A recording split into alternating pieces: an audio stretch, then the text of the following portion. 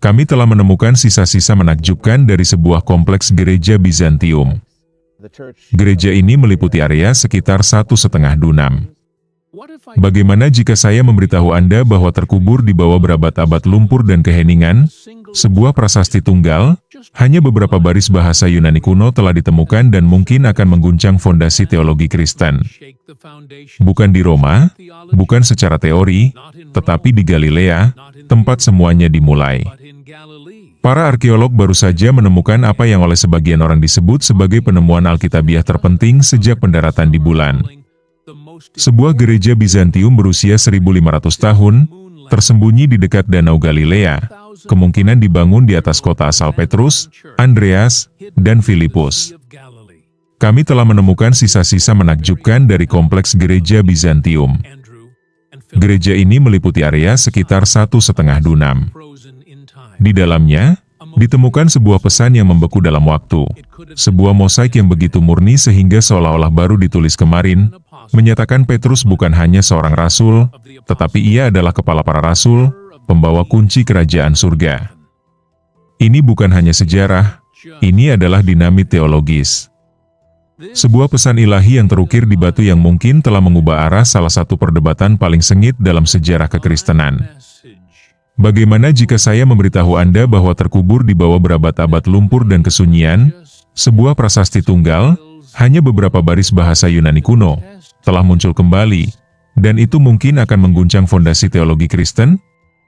Bukan di Roma, bukan secara teori, tetapi di Galilea, tempat semuanya dimulai. Apa artinya? Dan mengapa tidak ada yang membicarakannya? Ikuti saya, karena temuan ini akan mengubah segalanya.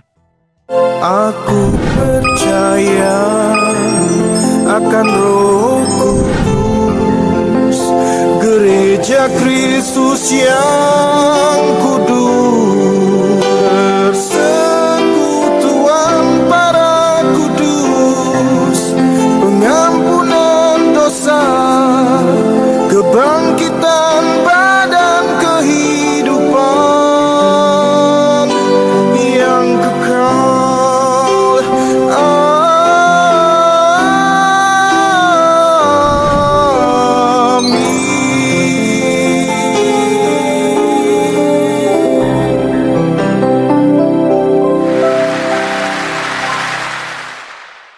Salve, saudara-saudariku umat Katolik.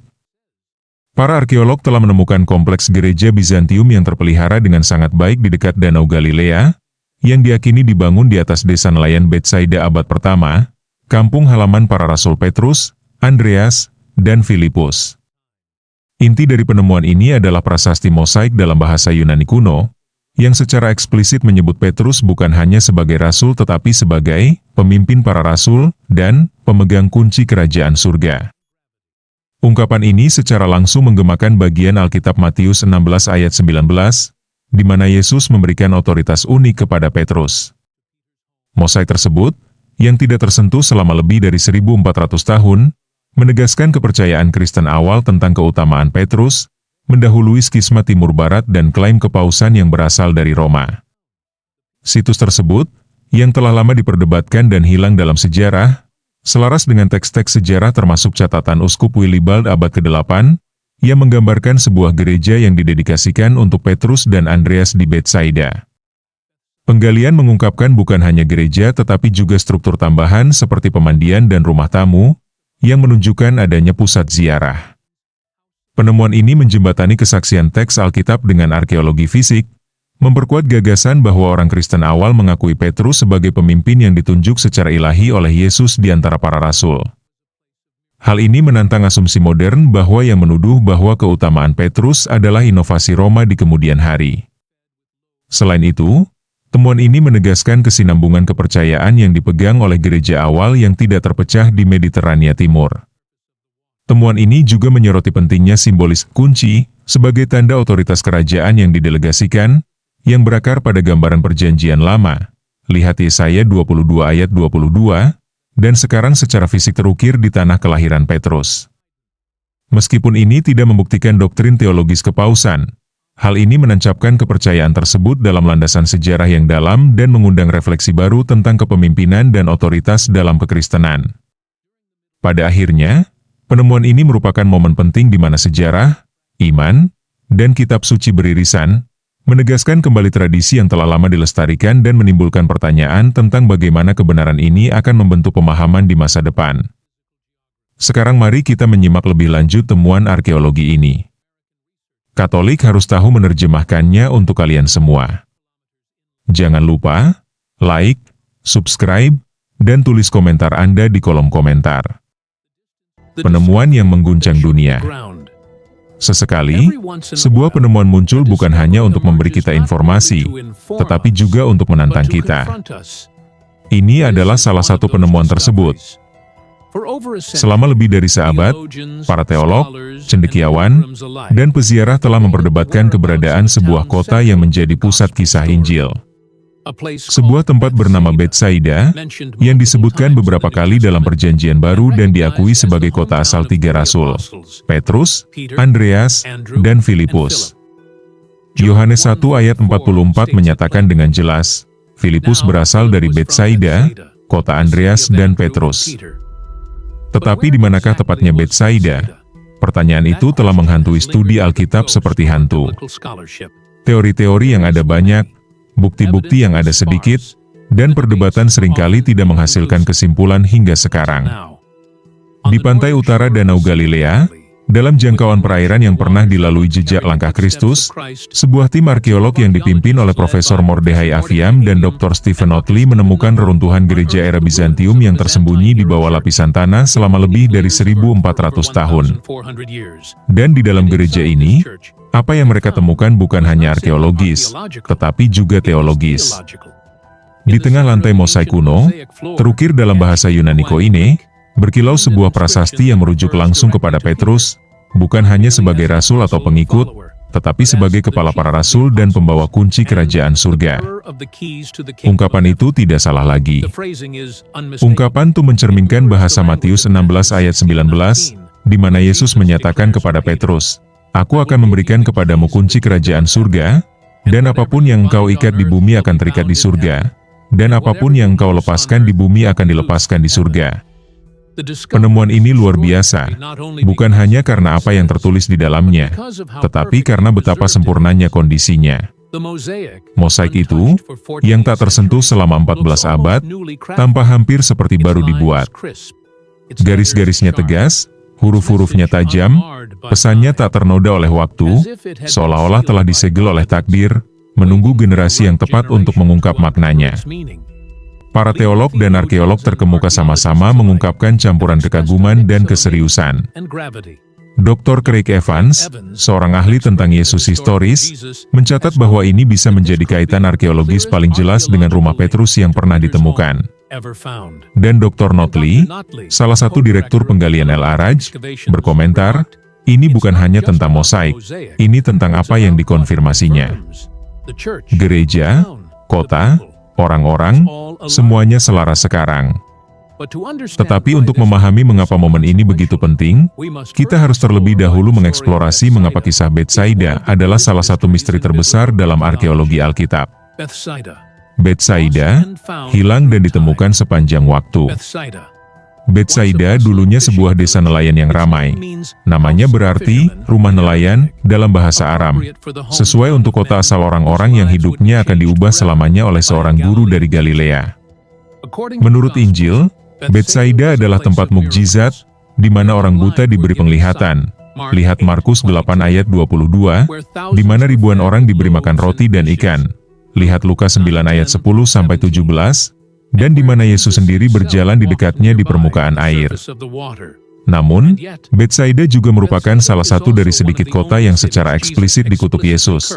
Celakalah engkau, Betsaida, karena jika mukjizat yang dilakukan di dalam engkau dilakukan di Tirus dan Sidon, mereka pasti sudah bertobat sejak lama. Setelah kutukan yang mengerikan ini, kota itu menghilang dari catatan Perjanjian Baru dan segera setelah itu dari sejarah itu sendiri. Selama abad pertengahan, para peziarah mencari lokasinya, hanya dipandu oleh legenda yang terfragmentasi dan tradisi devosi. tetapi tidak pernah ada konsensus yang terbentuk. Bumi telah menelan kota itu, dan bersamanya, sebagian dari geografi fisik Injil. Pada abad ke-19, para peneliti Jerman dan Amerika mengusulkan Ethel, sebuah gundukan yang terletak hampir 2 km di pedalaman dari Galilea, sebagai lokasi yang mungkin. Namun, pilihan tersebut menimbulkan masalah. Jarak dari air cukup signifikan. Lebih penting lagi, situs tersebut tidak memiliki sisa-sisa Romawi abad pertama yang jelas yang akan menempatkannya pada zaman Yesus. Dan untuk sebuah desa nelayan, lokasinya tidak masuk akal. Pergeseran nyata terjadi setelah Perang 6 Hari tahun 1967, ketika wilayah tersebut dibuka kembali untuk eksplorasi. Survei Israel mulai menyoroti kandidat yang lebih menjanjikan. El-Araj, daerah dataran rendah yang jauh lebih dekat ke Laut Galilea. Fragmen tembikar, kaca, dan mosaik mulai menunjukkan pendudukan berkelanjutan selama berabad-abad. Tetapi baru pada awal tahun 2000-an, setelah Paus Yohanes Paulus II diterbangkan di atas wilayah tersebut dan disambut oleh tim penggalian, perhatian meningkat tajam. Ia diberi replika kunci perunggu kuno yang ditemukan di situs tersebut, sebuah isyarat yang kaya akan simbolisme, yang mengacu pada otoritas Petrus dan janji dalam Matius 16. Pada tahun 2016, sebuah tim arkeologi formal, yang didukung oleh lembaga-lembaga termasuk Universitas Nebraska di Omaha, meluncurkan penggalian skala penuh di El-Araj. Dalam musim pertama mereka menemukan jejak kehadiran era Romawi yang jelas, termasuk koin dan perkakas yang berasal dari abad pertama Masehi. Pada tahun 2018, penggalian mereka telah mengungkap fondasi Basilika Bizantium, serta sisa-sisa pemandian, kamar tamu, dan kompleks publik. Dan kemudian muncullah prasasti-prasasti itu. Teks Yunani, yang dikelilingi oleh bingkai mosaik geometris yang halus, berisi doa untuk seorang pria bernama Konstantinus, bukan kaisar, tetapi kemungkinan seorang pelindung lokal. Teks itu menyebut Petrus dengan istilah yang jelas, kepala para rasul, pemegang kunci surgawi. Hal ini selaras persis dengan catatan perjalanan Willibald pada abad ke-8, seorang uskup Bavaria yang mengunjungi Bethsaida dan mencatat bahwa ia menghabiskan malam di sebuah gereja yang didedikasikan untuk Petrus dan Andreas. Selama beberapa dekade, para sarjana menganggap catatan Willibald sebagai mitos devosional. Namun kini, gereja yang ia gambarkan mungkin telah ditemukan. Batu-batunya nyata. Prasasti-prasastinya masih utuh. Dan bahasanya, yang lugas, teologis, dan penuh keyakinan, menyatakan apa yang benar-benar dipercaya oleh orang-orang Kristen awal. Gereja yang terkubur di bawah tanah. Di bawah lapisan tanah Galilea, di bawah kesunyian berabad-abad dan banjir musiman, terbentang sebuah struktur suci yang tersembunyi dari mata sejarah. Ia menunggu dengan tenang sementara kerajaan-kerajaan bangkit dan runtuh, sementara kekaisaran datang dan pergi, sementara peta-peta digambar ulang dan tradisi-tradisi iman terpecah. Kemudian, pada tahun 2016, sekop bertemu batu. Penggalian di El-Araj dimulai dengan pertanyaan, tetapi dengan cepat menghasilkan jawaban. Dalam beberapa minggu, para arkeolog menemukan fondasi sebuah gereja Bizantium yang terletak di atas lapisan Romawi yang lebih tua, garis waktu vertikal ibadah, pengabdian, dan kesinambungan. Yang muncul bukanlah sekedar tempat berdoa. Situs itu adalah kompleks yang berisi gereja, pemandian, dan apa yang tampak seperti penginapan kuno atau rumah tamu biara, persis jenis infrastruktur yang diharapkan di situs yang dikunjungi oleh para peziarah Kristen awal. Dan disinilah kata-kata tertulis kembali. 3 prasasti Yunani terpisah ditemukan tertanam di lantai mosaik gereja. 2 diantaranya terfragmentasi, tetapi 1, yang terpelihara dalam kondisi hampir sempurna, memuat seluruh bobot teologi selama 1000 tahun hanya dalam beberapa baris. Di dalam bingkai melingkar yang elegan dari batu mozaik, prasasti itu berbunyi, seluruh pekerjaan pemasangan mozaik di Diakonikon dilakukan oleh semangat Konstantinus, hamba Kristus, untuk pemimpin para rasul dan pemegang kunci surga, Santo Petrus, doakanlah dia dan anak-anaknya. Tulisan ini bukan metafora puitis, tetapi bahasa liturgi dan teologis yang tepat. Tulisan ini tidak menyebut Petrus hanya sebagai murid, tetapi menyebut Petrus sebagai pemimpin para rasul, sebuah gelar yang menyiratkan bukan kesetaraan tetapi otoritas. Tulisan itu merujuk kepada Petrus sebagai pemegang kunci, sebuah frasa yang menggemakan kata-kata Kristus dalam Matius 16 ayat 19 dan berakar pada citra mesianik Yesaya 22 ayat 22, di mana kunci-kunci melambangkan suksesi dinasti dan kepemimpinan eksklusif. Penggunaan bahasa yang begitu luhur bukanlah suatu kebetulan. Hal ini mencerminkan apa yang diyakini oleh orang-orang Kristen Bizantium awal bukan hanya tentang Petrus, tetapi juga tentang lokasi ini. Yang lebih menakjubkan lagi adalah betapa sempurnanya penemuan ini selaras dengan kesaksian Willibald, uskup Bavaria, yang pada tahun 725 Masehi mencatat bahwa ia menginap semalam di sebuah gereja di Betsaida yang didedikasikan untuk Petrus dan Andreas. Tulisan uskup Willibald menggambarkan sebuah lokasi di tepi air dengan fasilitas untuk tamu dan suasana peringatan suci. Selama berabad-abad, catatan Willibald diperlakukan dengan curiga, ditolak oleh para sarjana modern sebagai berlebihan yang saleh atau penceritaan ulang yang diromantiskan tentang kehidupan peziarah. Tetapi sekarang, dengan gereja, tata letak, dan batu dedikasi yang semuanya sesuai dengan deskripsinya, teks seorang pelancong abad pertengahan ini menjadi sesuatu yang lebih, bukti saksi mata. Gereja di bawah tanah itu melakukan lebih dari sekadar melestarikan nama dan doa. Ia melestarikan ingatan. Ia melestarikan kepercayaan. Dengan melakukan itu, ia memberi kita sesuatu yang sangat langka dalam arkeologi Alkitab, yaitu jembatan antara kesaksian tekstual dan realitas fisik. Jembatan itu membawa kita pada pertanyaan yang jauh lebih mendesak, bukan hanya tentang apa tempat ini, tetapi mengapa tempat ini penting. Karena begitu kita memastikan lokasinya, kita harus bertanya apa yang dikonfirmasinya. Mengapa temuan ini penting? Menemukan reruntuhan gereja kuno adalah satu hal, tetapi menemukan gereja yang dibangun tepat di atas sebuah desa abad pertama adalah hal yang sama sekali berbeda. Sebuah desa yang selaras dengan Injil baik dari segi lokasi maupun cerita. Sebuah desa yang mungkin merupakan kampung halaman Petrus, Andreas, dan Filipus. Ini bukanlah kebetulan puitis atau mitos saleh. Ini adalah kesinambungan sejarah yang muncul dari bawah tanah, sebuah kenangan suci yang dilestarikan tidak hanya dalam kitab suci, tetapi juga dalam batu, arsitektur, dan tradisi komunal gereja mula-mula.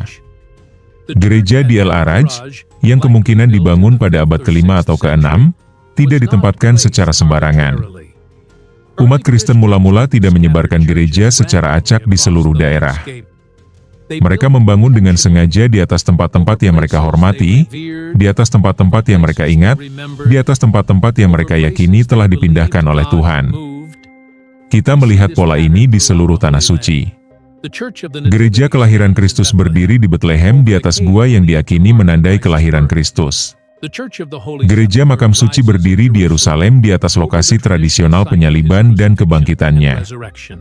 Gereja Kabar Gembira di Nazaret memperingati pesan malaikat kepada Maria. Dan sekarang mungkin Betsaida, yang telah lama diperdebatkan dan dilupakan, telah muncul kembali dengan penanda serupa dari ingatan suci. Orang-orang yang membangun gereja itu tidak memiliki akses ke arkeologi modern, GPS, atau penanggalan karbon. Yang mereka miliki adalah ingatan hidup, tradisi lisan, dan rasa geografi spiritual. Kedekatan bukan hanya dalam waktu tetapi juga dalam kepercayaan. Mereka tahu di mana harus membangun karena ingatan tentang apa yang telah terjadi di sana belum memudar. Sisa-sisa di El-Araj menegaskan bahwa kehidupan abad pertama berkembang di sana. Koin, keramik, perkakas, dan struktur semuanya menunjukkan desa nelayan yang aktif dan makmur. Ini bukan hanya lokasi yang mungkin. Ini adalah tempat dengan orang-orang nyata, kisah nyata, dan mungkin rasul-rasul nyata. Dan menjulang di atas semuanya, sebuah gereja. Sebuah gereja yang tidak hanya didedikasikan untuk tokoh manapun, tetapi untuk Petrus, orang yang kepadanya Yesus berkata, "Aku akan memberikan kepadamu kunci kerajaan surga." Itu saja sudah luar biasa. Tetapi prasasti yang ditemukan di dalam gereja melangkah lebih jauh. Hal itu bukan sekadar menghormati Petrus sebagai santo atau rasul. Ia disebut sebagai kepala para rasul. Sebuah gelar yang bukan sekadar penghormatan biasa, tetapi keyakinan teologis. Kata yang digunakan, korophios, tidak ambigu. Ini menyiratkan kepemimpinan, kepala, tempat yang unggul di antara 12 rasul. Sebutan ini mengidentifikasi Petrus sebagai orang yang berdiri di atas yang lain, bukan hanya secara kebetulan, tetapi atas penunjukan ilahi. Dan pertimbangkan ini, prasasti itu tidak dibuat dalam bahasa Latin. Prasasti itu tidak berasal dari Roma. Itu bukan bagian dari klaim kepausan di kemudian hari. Itu ditulis dalam bahasa Yunani, diletakkan di lantai mosaik oleh orang Kristen Bizantium sejak lama. Sebelum skisma besar, di wilayah yang lebih dekat dengan para rasul baik dalam waktu maupun tempat. Ini sangat penting karena memberitahu kita bahwa gagasan tentang keutamaan Petrus, otoritas uniknya di antara para rasul, bukanlah penemuan Romawi. Gagasan itu sudah tertanam dalam pemikiran dan ibadah gereja awal yang tidak terpecah, baik di timur maupun barat. Dan kemudian mungkin yang paling mencolok dari semuanya adalah gelar kedua, pemegang kunci kerajaan surga. Ini bukan metafora puitis atau hiasan liturgis. Ini adalah referensi langsung ke Matius 16 ayat 19, sebuah ayat yang telah menjadi landasan teologi Katolik selama berabad-abad. Ini adalah momen di mana Yesus memberi Petrus otoritas spiritual, mengikat, abadi. Ayat ini telah dikutip dalam konsili, diperdebatkan dalam reformasi, dan dipertahankan dalam katekismus. Dan sekarang telah ditemukan terukir di batu di tanah kelahiran Petrus oleh orang-orang yang hidup berabad-abad sebelum banyak pertempuran teologis itu dimulai. Ini tidak membuktikan segalanya, tetapi membuktikan sesuatu yang sangat penting. Temuan ini membuktikan bahwa peran unik Petrus diakui, dihormati, dan diproklamirkan di seluruh tradisi Kristen jauh sebelum garis teologis ditarik. Temuan ini menunjukkan kepada kita bahwa di tanah tempat Petrus memancing dan mengikuti, gereja mula-mula mengingatnya bukan hanya sebagai rasul biasa, tetapi sebagai orang yang dipilih untuk memimpin. Kunci, kerajaan, dan perdebatan. Selama hampir 2000 tahun, peran Petrus telah menjadi pusat identitas dan perpecahan Kristen. Para kritikus Katolik sering menunjuk pada Matius 18 ayat 18, di mana Yesus tampaknya memperluas wewenang untuk mengikat dan melepaskan kepada semua rasul, menunjukkan bahwa Petrus bukanlah satu-satunya yang memiliki hak istimewa, melainkan perwakilan dari kolektif. Dan memang benar, rasul-rasul lainnya memang diberi wewenang. Tetapi yang tidak diberikan kepada mereka adalah kunci. Detail itu lebih penting daripada yang terlihat pada awalnya. Pada zaman kuno, kunci adalah simbol kepemimpinan dan akses eksklusif, bukan hanya ke tempat-tempat fisik, tetapi juga ke kekuasaan kerajaan yang didelegasikan. Memegang kunci raja berarti menggunakan wewenangnya saat raja tidak ada. Simbolisme ini berakar pada Yesaya 22 ayat 22, di mana Allah berfirman tentang Eliakim, "Aku akan menaruh di bahunya kunci rumah Daud. Apa yang dibukanya tidak dapat ditutup oleh siapapun, dan apa yang ditutupnya tidak dapat dibuka oleh siapapun." Bagian ini telah lama dipahami sebagai bayangan otoritas Kristus dan orang yang kepadanya Dia akan mempercayakan otoritas itu. Paralel itu tidak dapat disangkal dalam Matius 16. Hubungan itu diperkuat oleh apa yang sekarang kita temukan di El-Araj. Karena penemuan arkeologis ini menunjukkan bahwa interpretasi yang menghubungkan Petrus dengan otoritas tunggal dan suksesi, bukanlah inovasi teologis di kemudian hari, juga tidak terbatas pada Katolik Roma.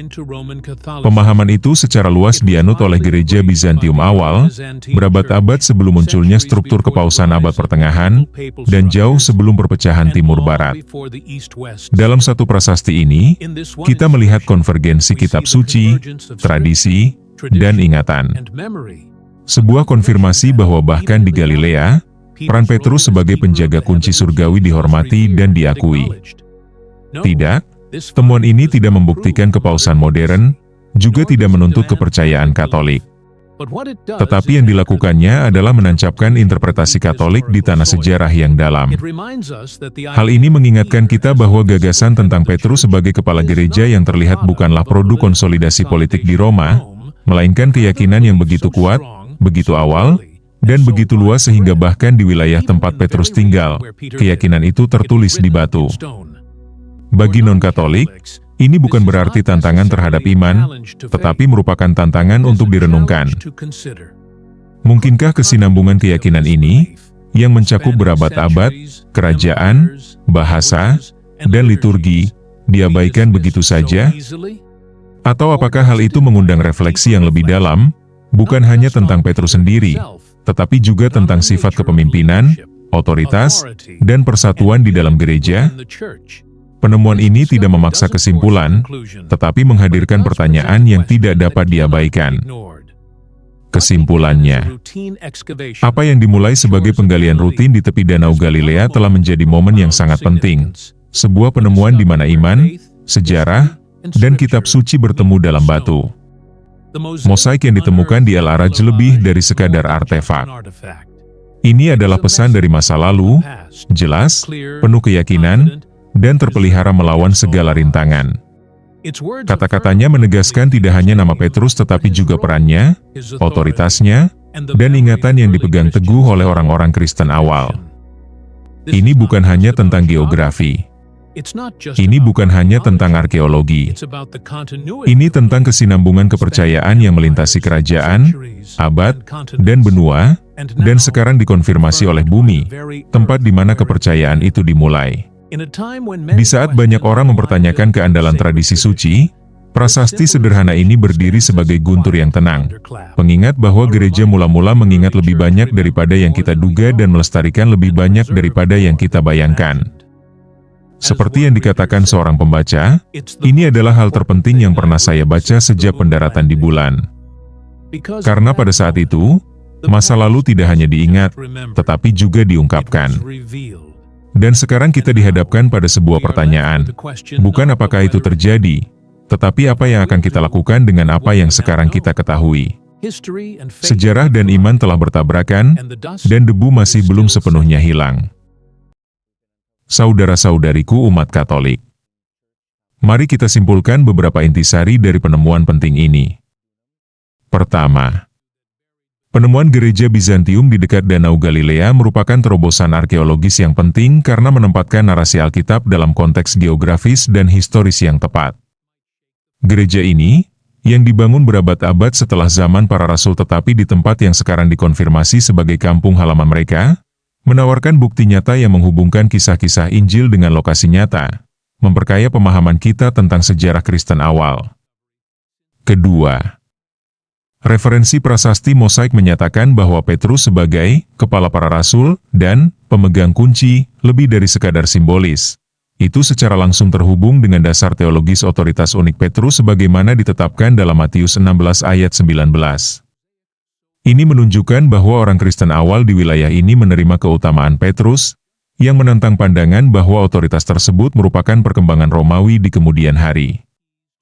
Ketiga, identifikasi Betsaida sebagai desa nelayan yang makmur pada abad pertama dengan sisa-sisa peninggalan yang berasal dari zaman Yesus, merekonsiliasi perdebatan ilmiah yang telah berlangsung lama. Temuan arkeologi seperti koin, tembikar, dan peralatan mengkonfirmasi hunian yang berkelanjutan dan mendukung catatan Injil, yang menempatkan peristiwa-peristiwa Alkitab dalam realitas sejarah daripada mitos atau legenda. Keempat, keterlibatan Paus Yohanes Paulus II, yang secara simbolis menerima replika kunci dari tim penggalian, menggarisbawahi pentingnya ekumenis dan historisitus ini. Hal ini mencerminkan bagaimana lembaga-lembaga keagamaan modern mengakui dan menghormati penemuan arkeologis yang mengesahkan tradisi suci yang melampaui batas-batas denominasi. Kelima, penggunaan bahasa liturgi Yunani dan Bizantium dalam prasasti tersebut, alih-alih bahasa Latin, menyoroti bahwa pengakuan gereja mula-mula terhadap otoritas Petrus tidak terbatas pada Roma saja, tetapi dibagikan di seluruh dunia Kristen Timur. Hal ini mendahului skisma Timur Barat dan menunjukkan pemahaman Kristen awal yang terpadu tentang kepemimpinan.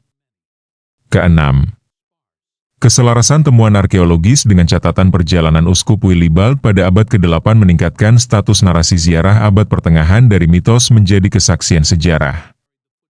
Ini menunjukkan kekuatan abadi tradisi lisan dan ingatan tertulis yang dilestarikan selama berabad-abad, yang kini didukung oleh bukti fisik. Ketujuh, penemuan ini menantang perdebatan teologis modern dengan mengkonfirmasi bahwa keutamaan Petrus dan simbolisme kunci diterima secara luas, jauh sebelum struktur gereja institusional memformalkan kepercayaan ini. Ini mengundang pemeriksaan ulang kepemimpinan, otoritas, dan persatuan Kristen, menekankan kesinambungan daripada perpecahan dalam kekristenan awal. Kedelapan, penemuan ini mewakili konvergensi langka antara arkeologi, kitab suci, dan tradisi, memberikan pengingat yang mendalam bahwa kepercayaan Kristen awal berakar kuat dan berlabuh secara geografis. Hal ini mendorong para cendekiawan, teolog, dan umat beriman untuk mempertimbangkan kembali asumsi tentang asal-usul otoritas gerejawi dan landasan historis iman Kristen. Semoga penemuan bukti arkeologis ini menguatkan kita semua sebagai pengikut Kristus dalam gereja yang satu, kudus, katolik, dan apostolik. Stay Katolik. Tuhan Yesus memberkati. Aku percaya akan Roh Kudus, Gereja Kristus yang